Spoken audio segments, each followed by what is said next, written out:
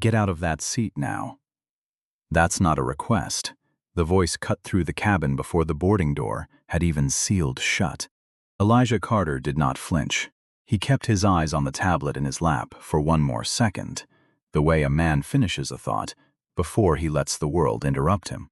Then he looked up. Seat 3A, first class. Blue Horizon Airlines Flight 2D247, Atlanta to Newark, departing 7:52 in the morning. His boarding pass sat on the tray table, corner curled from being folded into his jacket pocket for 3 weeks. Booked May the 4th. Paid in full. $4,190, charged to a corporate card that had his own name printed on it. The flight attendant standing over him wore a crisp navy Blue Horizon blazer and a smile that had been trained onto her face the way you train a dog to sit. Her name tag read Chloe Bennett. One hand gripped a service tablet. The other rested on the headrest of the seat in front of him, as if she already owned the 6 inches of air around his head. Behind her, near the galley curtain, a heavy-set white man in a charcoal suit tapped 2 fingers against the handle of a leather briefcase, over and over, like a countdown only he could hear. His face had gone the color of a struck match. He did not look like a man waiting to board. He looked like a man insulted by the very existence of a delay. "Is there a problem with my ticket?" Elijah asked. His voice was low. Even, the kind of voice that had spent 20 years learning not to give anyone a reason to call it aggressive. Chloe's smile tightened at the corners, the way plastic wrap tightens over a bowl. "There's been a seating adjustment, sir." The word "sir" should have carried some respect in it. It did not. It landed the way a hand lands on a shoulder from behind. Not violent, but not friendly either. Across the aisle, a woman lowered her magazine 2 inches. In row 4, a man paused with his coffee halfway to his mouth. A hush moved through first class, seat by seat, the particular hush of people who sense a story starting and don't yet know which side they're going to be on. Elijah picked up his boarding pass and held it out, steady, at eye level. "My seat is 3A. Chloe glanced at it. Less than a second. Not long enough to read it, long enough to pretend she had. "I understand what it says," she said. The man behind her stepped closer, close enough that his cologne arrived before his voice did. "Chloe." He didn't lower his tone at all. "I have a 9 a.m. closing in Manhattan. I always fly this route. I always sit up front." He looked at Elijah the way a man looks at a suitcase blocking a hallway, an obstacle, not a person. Chloe gave him a small, careful nod. "We're handling it, Mr. Kensington." And there it was. Not a mix-up, not confusion. A decision that had already been made before Chloe Bennett ever walked down that aisle. Elijah felt something old settle into his chest. Not fear. Not even surprise. Recognition. The way you recognize a smell from childhood before you can name it. He had felt this in hotel lobbies, when the clerk asked if he was waiting for someone. He had felt it in golf clubhouses, when the attendant assumed he was there to park cars. He had felt it in boardrooms more than once, when a room full of men looked past him for whoever they assumed was really in charge. People saw his skin before they saw his name, before they saw the work, before they saw the signature that at that very moment was worth more to this airline than every person standing in that cabin combined. None of that reached his face. He straightened the knot of his navy tie. Custom. Tailored on Peachtree Street. Nothing about it announcing money, the way money likes to announce itself. His mother had taught him that a long time ago in a kitchen in East Point, with bills stacked next to the salt shaker. Power that has to shout isn't power. It's noise. "I booked this seat 3 weeks ago," Elijah said. "I have work to do on this flight." Chloe inhaled through her nose, the sound of someone gathering patience they didn't actually have. "I'm just trying to make this easy for everyone." Elijah looked around the cabin. Easy for everyone. That was the sentence people reached for right before they asked exactly one person to disappear. Bradley Kensington shifted his briefcase from one hand to the other. "This is ridiculous," he muttered, loud enough to be heard 3 rows back. "Some of us have places to be." Elijah turned his head unhurried. "That's true," he said. "Some of us do." A small click sounded from somewhere near row 5, then another. Someone had started recording. Chloe heard it. Her eyes flicked toward the sound and back to Elijah, and for the first time something moved underneath the polished service mask. Irritation, pressure, and maybe, buried very deep, the beginning of doubt. She pushed through it anyway. "Mr. Carter, we can reseat you in economy and provide a travel voucher for the inconvenience." Elijah's eyes moved from the boarding pass in his hand to the seat beneath him, to Bradley Kensington, who was already relaxing his shoulders like the matter had been settled by gravity itself. His mother's voice rose up in his memory, the way it always did right before he needed it. A winter morning in East Point. Her hands cracked from dish soap. Don't let anybody make you small just because they need to feel tall. He had built Carter Meridian Capital out of a rented office above a dry cleaner on Cascade Road, with a space heater that only worked if you kicked it twice. He had sat across from bankers who smiled at him, while they said no. He had watched men with half his numbers get welcomed into rooms he had to earn twice, sometimes 3 times, before anyone would let him sit down. And now in seat 3A, on an airline that was, at that exact moment, waiting on his company's money to clear, he was still being asked to prove he belonged. "I'm not moving," Elijah said. The cabin froze. Chloe's smile disappeared entirely. Bradley scoffed. "Oh, for God's sake." Elijah did not raise his voice. "This is my seat. I paid for it. I have a confirmed boarding pass. If you want me removed, you're going to have to tell me exactly why, and you're going to say it clearly enough that everyone back there recording can hear it too." Chloe swallowed. For the first time, her eyes flicked toward the front curtain, toward the galley. Elijah followed her gaze. A tall man in a charcoal executive suit stood half hidden by the curtain, silver hair, a jaw like a closed door, a stillness that wasn't calm so much as control. Preston Vance, Senior Vice President of Operations, Blue Horizon Airlines. Elijah recognized him instantly from the due diligence files sitting in a folder on his own desk back in Buckhead. Preston gave Chloe the smallest possible nod. Elijah understood, in that moment, that this had stopped being about a seat. This was power protecting itself, the way it always does. Quietly, procedurally, with a smile that never quite reaches the eyes. Chloe turned back to him. "Then I'll have to call security." Elijah's phone buzzed against the tray table. The screen lit up. "Transfer cleared. 30,000. Blue Horizon Holdings, LLC, the first installment. From Carter Meridian Capital, his company, his signature, his money landing in this airline's account at the exact moment. This airline was trying to decide whether he belonged in the seat he'd paid for. Nobody in that cabin knew it yet. Elijah placed one finger on the screen. He didn't press anything, not yet. Chloe held his gaze, one breath longer than she should have. Then she turned and walked toward the galley, her heels striking the floor in short, clipped beats. In the silence of first class, it sounded like a countdown. Elijah watched her go. He didn't look at the phones recording him. He didn't look at Bradley Kensington, who had already begun to relax, as if victory were now just a matter of paperwork.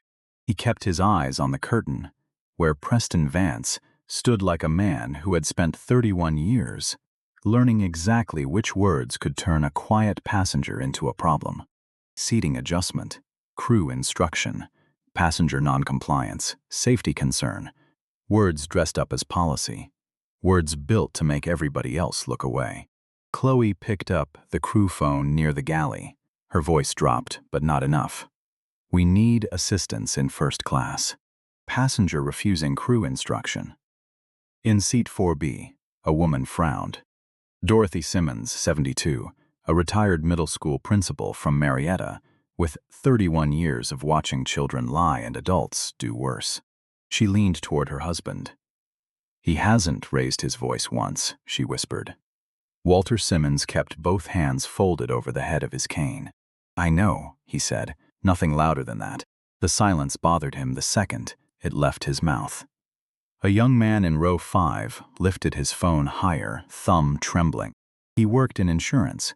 He avoided conflict for a living and for comfort. But something about the stillness of the man in 3A made him ashamed to sit there like furniture. Bradley Kensington stepped into the aisle. "Can we move this along?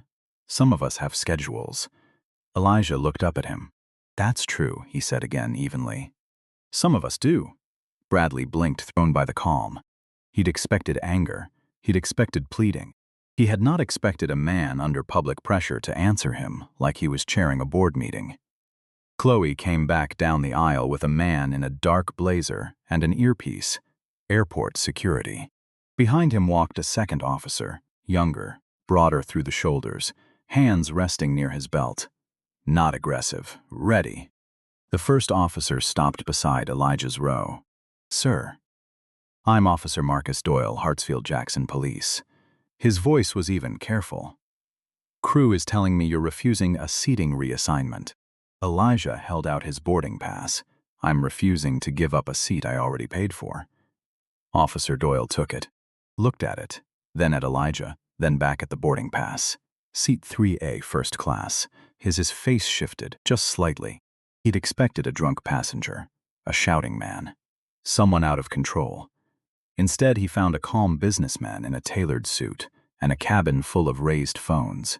Behind him, Chloe spoke quickly. "He's been difficult since boarding. We have a VIP who needs accommodation, and he's holding up the flight." Elijah turned his head toward her.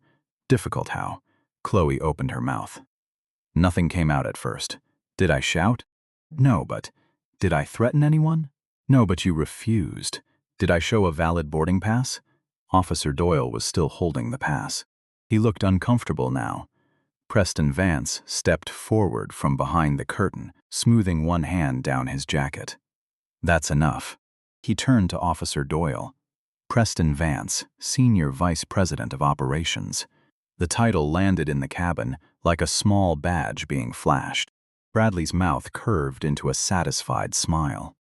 "Mr. Carter," Preston said, voice low but perfectly audible to every recording phone in the cabin, "we don't want this to become unpleasant. We're offering a reasonable alternative, economy seating, a travel voucher, and our appreciation for your flexibility." Elijah gave a small nod, almost as if he were listening to a business pitch he had no intention of accepting. "And if I decline?" Preston's eyes hardened. "Then the crew may determine you're interfering with aircraft operations. That can carry legal consequences." There it was. The threat, clean and polished, wrapped in official-sounding language. Elijah felt something cold move through him, not hot anger, cold anger, the kind that sharpens instead of burns. He thought of his mother in a grocery store checkout line, counting coupons while a cashier rolled her eyes at the line building behind her. He remembered being 9 years old and watching his mother swallow humiliation. Because the groceries mattered more than her pride that day. 30 years later, he had learned something harder than ambition had ever taught him. Money didn't protect you from disrespect. It only gave you a choice in how you answered it. "Am I being removed because I'm a threat to this aircraft?" Elijah asked Officer Doyle directly. Doyle hesitated. Chloe looked at Preston. Bradley muttered, "This is absurd." Dorothy Simmons spoke, and this time she didn't whisper. "No," she said. "He is not a threat. He has been perfectly polite this entire time." Chloe's eyes flashed toward her mother's row, because Dorothy Simmons, it turned out, was Chloe Bennett's own mother. Seated in 4B on a standby pass, her daughter had arranged as a birthday gift. "Mom, please, stay out of crew matters." Dorothy sat up straighter. "I spent 31 years in public schools. I know unfair treatment dressed up as policy when I see it." A ripple moved through the cabin, small but real. Preston's jaw tightened. Officer Doyle handed the boarding pass back. "Sir," he said quietly, "the airline can still ask you to step off, so this can be resolved at the gate." "Elijah," Took the pass. I understand. He stood slowly, buttoned his suit jacket, and picked up the leather satchel. His mother had bought him with 3 months of layaway payments, the year he graduated Morehouse. The one thing on his body that had never once said money, and the one thing he never let out of arm's reach. He looked at Preston Vance. I'll step off under protest. I want your full name, your title, and the stated reason for removing me from a seat I paid for, documented before this aircraft pushes back. Bradley laughed under his breath. Good luck with that. Elijah looked at him. Once. Just once. Bradley stopped smiling, because there was something in Elijah's eyes now that hadn't been there a moment before. Not rage. Recognition. The look of a man who had stopped hoping people would do the right thing on their own and had started preparing to make them answer for choosing not to. The jet bridge felt colder than the cabin. Elijah walked between the two officers, briefcase in one hand, boarding pass in the other. He did not rush. He would not give anyone the satisfaction of watching him stumble. Behind him, voices spilled out of the open aircraft door. Chloe's, low and urgent. Preston's, lower still. Bradley's laugh, short and pleased, like a man settling a debt someone else had paid. Then Dorothy Simmons' voice cut through all of it. This is shameful. No one answered her. But the words followed Elijah all the way down the jet bridge. At the gate, travelers waiting for other flights turned to stare. Some had already seen the first clips spreading online. A little boy, holding a plastic dinosaur, tugged his grandmother's sleeve. Did he do something bad? I don't know, baby, she said, pulling him closer. Elijah heard it. That answer hurt more than it should have. I don't know. That was the wound these moments always left behind. Not just the removal, but the cloud of suspicion trailing behind it, the quiet permission for strangers to assume he must have deserved it. Officer Doyle walked him to a quieter corner near the gate desk. Mr. Carter, he said, voice lower now, I'm going to be honest with you. Your boarding pass looked valid the whole time. Then why am I standing here? Doyle's jaw worked once. Crew has authority before departure. If they say a passenger is interfering, we're trained to respond. Even when the passenger is sitting there quietly. He didn't answer the question underneath that. The silence was the answer. The younger officer, Tyler Reeves, shifted his weight, eyes dropping to the floor. For what it's worth, sir, he said quietly. You handled that better than most people would have. That bar is too low, Elijah said. Tyler had nothing to say to that. A gate supervisor approached, tablet pressed to her chest like a shield. Her name tag read Renee Coleman, early 50s, silver-framed glasses. The tight expression of someone trying to keep a small problem from becoming paperwork. Mr. Carter, we can put you on the next flight to Newark, 10:40. I don't need a later flight, Elijah said. I need the reason I was removed from the seat I paid for. Renee blinked. I understand you're upset. No, Elijah said, quiet enough that it stopped her cold. I'm not upset. I'm documenting. He pulled out his phone and opened a voice memo app. Please state your name, your title, and the official reason Blue Horizon removed me from seat 3A. Renee glanced at Officer Doyle, then toward the open aircraft door, still visible down the jet bridge. I'm not comfortable being recorded. That's your choice, Elijah said. But this conversation is happening in a public gate area, and I'm preserving my own account of what occurred here. He stepped a few feet away and dialed a number he knew by heart. It picked up on the second ring. James, it's Elijah. I need you on this line, and I need you to record. James Delgado, General Counsel of Carter Meridian Capital, didn't ask a single question before he said, recording started. Go. Elijah spoke clearly, without heat, laying out the facts the way he would lay out a term sheet. The confirmed seat, the demand to move, the threat of an interference charge, the removal. When he finished, there was a pause on the line. You still want the meeting today? James asked. More than ever, Elijah said. Get me Gregory Whitfield. Directly, not his assistant. Him. 12 minutes later, his phone rang. Blue Horizon's CEO, Gregory Whitfield. On the line personally, his voice carrying the practiced warmth of a man who had learned that crises were best handled with a calm, reasonable tone. Right up until the moment they weren't. Mr. Carter, I understand there was an incident on Flight 2247. I want you to know Blue Horizon takes this extremely seriously. You take the money seriously, Elijah said. I'm asking whether you take the person seriously. A pause. I'm not sure I follow. Your crew threatened to charge me with interfering with aircraft operations. Security was called. I was removed under pressure to accommodate a passenger named Bradley Kensington, who never once had to prove he belonged in that seat. Nobody asked to see his boarding pass. Nobody held it up like evidence. Nobody treated him like a problem waiting to happen. Behind the glass wall of the gate area, Elijah could see Preston Vance's phone buzzing against his hip, over and over. He was ignoring it now. Gregory Whitfield exhaled slowly. Mr. Carter, I understand why you're concerned. No, Elijah said. You understand the financial exposure. I'm asking if you understand the human one. That sentence landed harder than shouting would have. Gregory said nothing for a long moment, the sound of a corporate phrase failing to arrive on schedule. There are people who go through exactly this, Elijah continued, and they don't get a call from a CEO. They don't have general counsel on the line.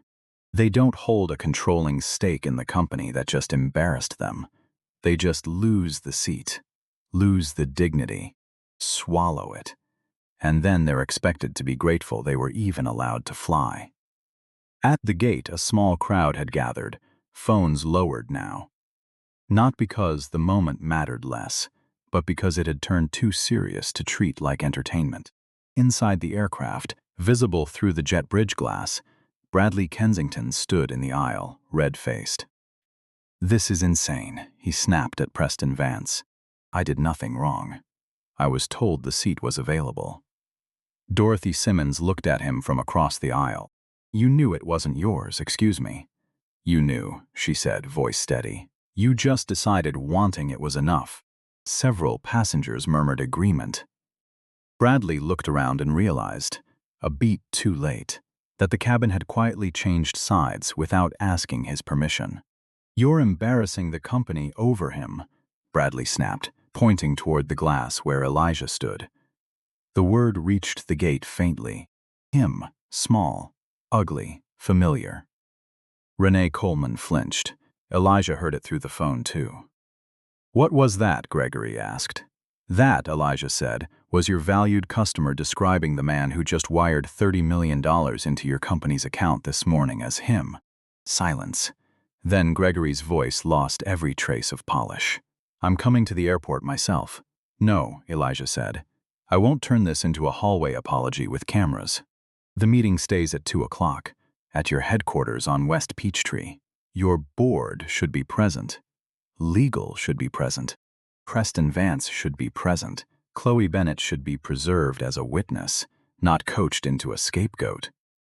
Understood, Gregory said, too fast. Now put it in writing. I'll have it to you within 10 minutes. And preserve everything, Elijah said. All video. All crew communications. Gate logs. Seat assignment records. Internal messages. Nothing gets deleted, edited, or revised. If one file goes missing, this becomes a very different conversation. Of course, Gregory said. Elijah could hear the fear underneath the agreement. Inside the cabin, Bradley's voice rose again. I am not moving to coach because this man made a scene. Walter Simmons stood, slow and careful, on stiff knees, 74 years old. A man who did not raise his voice often because he had never needed to. He didn't make a scene, Walter said. You did. The cabin went still. My wife and I have flown for 51 years, Walter continued. We've seen delays. We've seen rude passengers. We've seen honest mistakes. This was not a mistake. You took a quiet man with a valid ticket and tried to make him look dangerous because that made it easier to take what already belonged to him. Nobody clapped. It wasn't that kind of moment. But every phone in the cabin caught every word. Chloe Bennett's eyes filled. Not enough to redeem her. Not yet. But enough to show that shame had finally found somewhere to land. At the gate, Officer Doyle stepped toward Elijah. "Mr. Carter." "I need to say something." He swallowed hard. "I should have questioned it harder before I asked you to step off. I saw the ticket. I knew it looked valid. I still followed the path of least resistance." Tyler Reeves looked at him, surprised. Elijah studied him for a long moment. There was no applause for doing late what should have been done early, but there was still value in honesty, even delayed. "That's how systems fail," Elijah said. "Not because everyone's cruel, because too many decent people choose easy." Doyle nodded once. The words landed the way a splinter lands, small and permanent. Elijah's phone buzzed with an email from James Delgado. "Litigation hold issued. Funding. Review acknowledged. Board not a fit." He looked back through the glass one final time. Bradley was being escorted toward the rear of the cabin, furious and humiliated. Preston Vance stood rigid in the aisle. Chloe wiped her cheek with the back of her hand. Dorothy and Walter Simmons sat together, silent but steady, the way people sit when they know they did the right thing and don't need to be told so. The aircraft's engines hadn't started. The flight hadn't moved, but everything else had. Renee Coleman stepped forward. "Mr. Carter, where are you going?" "Blue Horizon headquarters." "But your meeting isn't for hours." Elijah looked once more at the plane waiting at the gate. "No," he said. "It started the moment they asked me to move." He walked away with every eye in the terminal following him. Somewhere behind a crowded counter, a coffee machine hissed. A boarding announcement echoed overhead for a different gate entirely. Life kept moving in that strange terminal way, where one person's worst morning unfolds 20 feet from someone buying a bagel. But nothing felt ordinary anymore. Every sound felt sharper. Every glance carried weight. His phone rang before he reached the escalator. His assistant, Nadia Brooks. "Car's waiting at arrivals," she said. "Black Cadillac. Driver's name is Marcus. Not the officer, different Marcus. James is already headed to Blue Horizon. He says say as little as possible until he's in the room." Elijah almost smiled. James always says that. He also says the video's moving fast. "How fast?" "Depends what you consider fast," Nadia said. It passed 400,000 views in under an hour. Elijah stood at a wide window overlooking the tarmac, watching ground crews circle Flight 2T247 like it was something that needed containing. From a distance, the aircraft looked powerful. Up close, it would have looked exactly like what it was. An institution's caught flat-footed by its own arrogance. "What are people saying?" he asked. Nadia's voice softened. "They're angry. But not just for you. People are posting their own stories. Being questioned in first class. Being followed through duty-free. Being asked to prove tickets that had already been scanned twice." Elijah closed his eyes. There it was, bigger than him. By 1:45, the Blue Horizon boardroom on the 31st floor had stopped looking like a room built for control. Coffee sat untouched in porcelain cups. Legal pads were crowded with rushed handwriting. Phones buzzed without pause, face down, as if not looking at them might slow the world outside from finding out what had happened at Gate C14. Elijah sat halfway down the long table. Not at the head. Not yet. He wanted to see every face clearly. Gregory Whitfield stood near the screen at the front of the room, reading a draft public statement one final time, his voice rough from 2 straight hours of phone calls.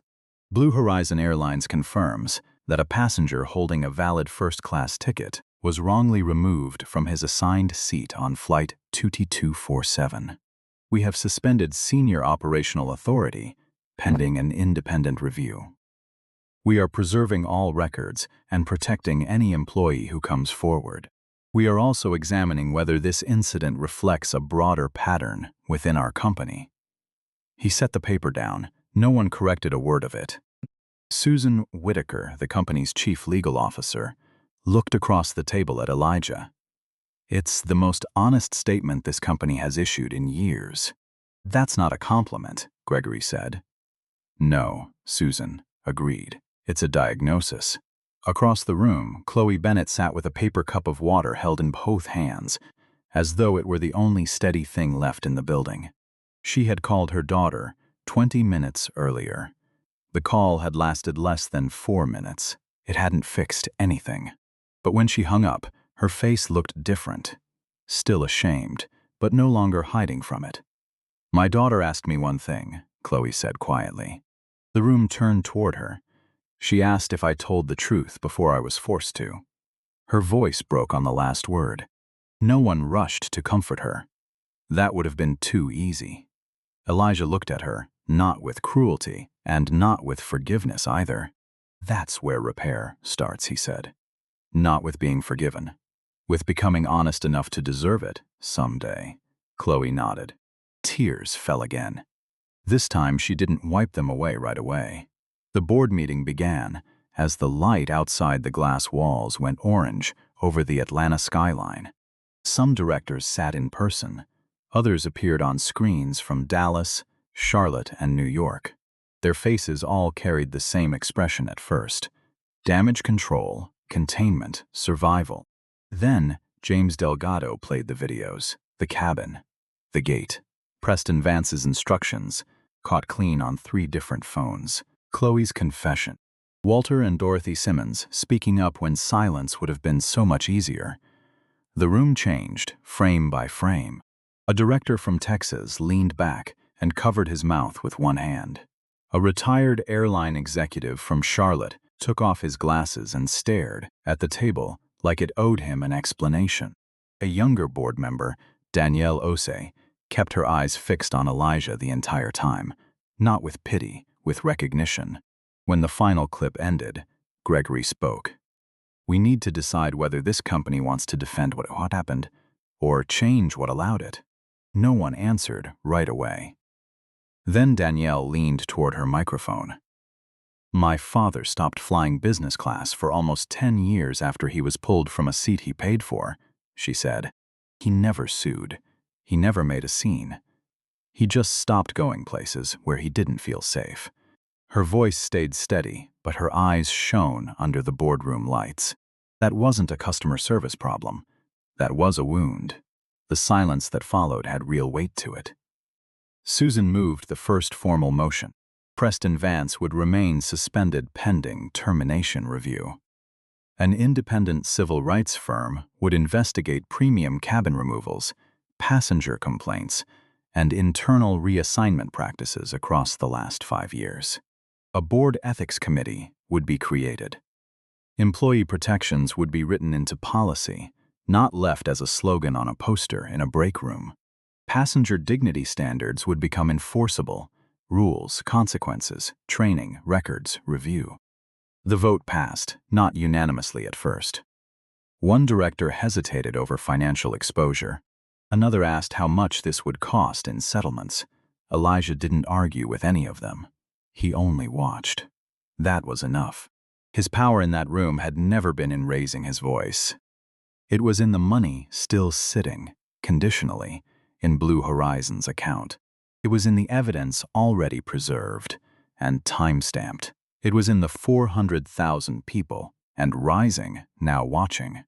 It was in the simple, unshakable fact that he did not need Blue Horizon nearly as badly as Blue Horizon needed to become worthy of trust again. Bradley Kensington's flight to Newark had left Atlanta 40 minutes late. He had spent it in seat 12C economy, between a college student with headphones and a man who did not look up from his laptop once, no matter how many times Bradley cleared his throat. He had missed his 9 a.m. closing entirely. His firm's managing partner had left him 2 voicemails, each shorter and colder than the last. He did not know, yet, exactly how much worse it was about to get.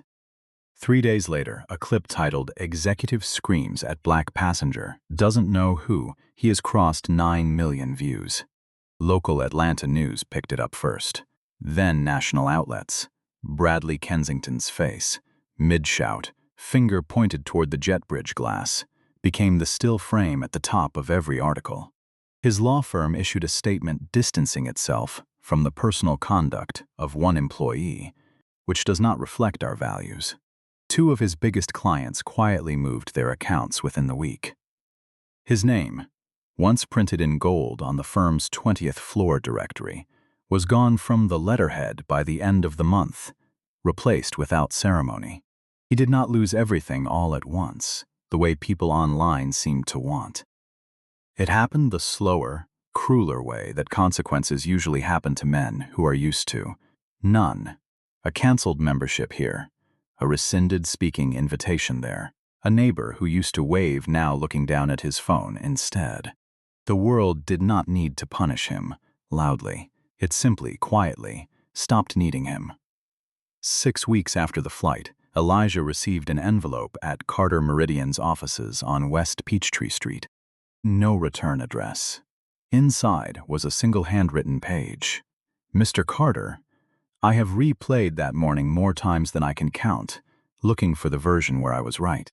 I can't find it. I told myself I was just protecting my time, my schedule, my seat. I never once asked myself what it cost you to sit there and be calm while I decided you were the problem. My father used to say, a man who has to remind everyone how important he is, isn't. I spent my whole life proving him wrong about me in exactly the way he warned me about. I'm not asking you to answer this letter. I'm not asking for anything. I just needed you to know that I know now, not because I read it somewhere, but because I finally made myself look. I was wrong. Not sorry the way people say sorry when they got caught. Sorry the way you're supposed to be, when you finally understand what you did. B. Kensington Elijah read it twice. He did not reply. Some apologies aren't for answering. They're for the person who finally means one. 5 months after Flight 2247, Blue Horizon Airlines held its quarterly shareholders meeting in the same 31st floor room where the board had first watched the video. Preston Vance's name had already been removed from the company directory. His termination following the independent investigation had turned up 11 prior incidents across 3 years. Passengers of color moved from confirmed premium seats at a rate the outside firm's report described in a single, damning phrase, statistically impossible to ignore. Chloe Bennett still worked for Blue Horizon, but not as a flight attendant. She had asked, herself, to be moved into the newly created Passenger Advocacy Division, the team responsible for investigating exactly the kind of complaint she had once helped create. Her first act in the role had been mandatory, uncomfortable, and hers to choose anyway. She sat down with an independent panel and gave a full account of that morning, on the record, without a single detail softened in her own favor. Elijah still kept his stake in Blue Horizon. He had thought about walking away more than once in that first week. The number on the screen making it easy enough to simply move on. But his mother's voice had followed him into that decision too, the same way it followed him everywhere else. Standing tall is not about never being hurt. She had texted him the night of the board vote. It is about not letting hurt teach you to bow. He had read it twice. For the first time that day, his shoulders had actually lowered, not in defeat, in release. The following spring, Elijah flew Blue Horizon again, for the first time since Flight 2247, Seat 3A, same aircraft type, same route, Atlanta to Newark. He hadn't requested it. It was simply the seat available when he booked. A new flight attendant greeted him by name before he'd even found his row. Not with recognition of who he was in the news, with recognition of who he was as a person boarding her flight. "Welcome aboard, Mr. Carter. Can I get you something to drink before we push back?" He said, "Coffee, black, and thank you." Somewhere behind him, an elderly couple settled into row 4. He didn't turn around to check, but some part of him hoped, quietly, and without needing to say it out loud, that it might be the Simmonses again, still flying after 52 years, still watching, still willing to say something when silence would have been easier. The aircraft pushed back on time. Outside his window, The Atlanta skyline tilted and fell away as the plane climbed, the way it always does, indifferent to everything that had happened on the ground below it. Elijah opened his tablet. He did not think about seat 3A again for the rest of the flight. That, in the end, was the whole point. Not the seat. Not the lawsuit that never had to be filed because the truth arrived faster than a courtroom could. Not even the 11 other names the investigation finally surfaced. Passengers who had been quietly moved, quietly dismissed, quietly told to be grateful they were allowed to travel at all, and who finally, because one man refused to disappear quietly, had somewhere to bring their own stories. The point was smaller than that and larger than that, all at once. Dignity was never supposed to be a luxury upgrade. Respect was never supposed to be reserved for people who arrived already looking powerful. And justice doesn't begin the moment someone important gets hurt. It begins the moment ordinary people decide that harm should never have been treated as ordinary in the first place. If this story moved you, not because of how it ended, but because you recognize someone in it, maybe even yourself, press like, so it reaches someone who needs to hear it today. Share it with anyone who has ever been asked to make themselves smaller so someone else could feel bigger. And in the comments, tell me honestly, have you ever been in that cabin? And if you have, which seat were you in?